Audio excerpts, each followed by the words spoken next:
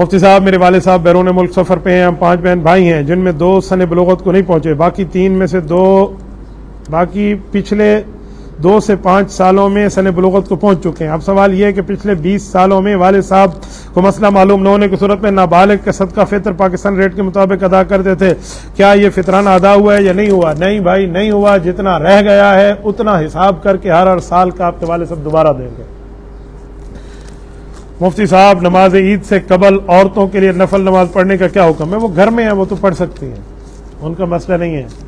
آپ بھی گھر میں ہو تب بھی پڑھ سکتے ہیں، عیدگاہ میں منع ہے۔ عیدگاہ میں آپ اشراق آ کے کیوں پڑھنے بیٹھ گئے ہیں؟ اس دن تو آپ نے اللہ کے رسول نے عیدگاہ میں نہیں پڑھے تو ہم ان سے نعوذ باللہ آگے آ گئے، تو عیدگاہ کا حکم ہے۔ گھر میں جا کے آپ اتنے مصلے توڑ کے پڑھیں، کوئی پرابلم نہیں ہے آپ پر، پڑھتا کوئی کو نہیں، میں مسئلہ پوچھا ہے، آپ اس پہ فکر نہ کریں، پڑھتا آج کل اس طرح کوئی نہیں ہے۔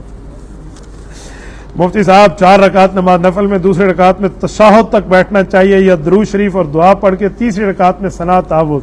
مفتی صاحب 4 رکعت نماز نفل میں دوسری رکعت میں تشہد تک پڑھنا چاہیے، اوکے، درود شریف یا دعا پڑھ کے تیسری رکعت، دونوں صورتیں جائز ہیں۔ نفل نماز ہے، سنت غیر موقع ہے تب بھی ٹھیک ہے، نفل نماز ہے تب بھی ٹھیک ہے۔ 4 رکعت پڑھ رہے ہیں، دوسری رکعت میں آپ عبدہ و رسولہ کے آخر میں جا کے یوم یقوم الحساب تک پڑھ لیتے ہیں، پھر اٹھتے ہیں اور تیسری رکعت سبحانک اللہم سے شروع کرتے ہیں، جائز ہے، بالکل ٹھیک ہے، آپ پڑھ سکتے ہیں۔ اور اگر یہ صورت نہ بھی کریں تو تب بھی آپ کی نماز ہو جائے گی، یوں نہیں ہے کہ آپ کی نماز ٹوٹ جائے گی۔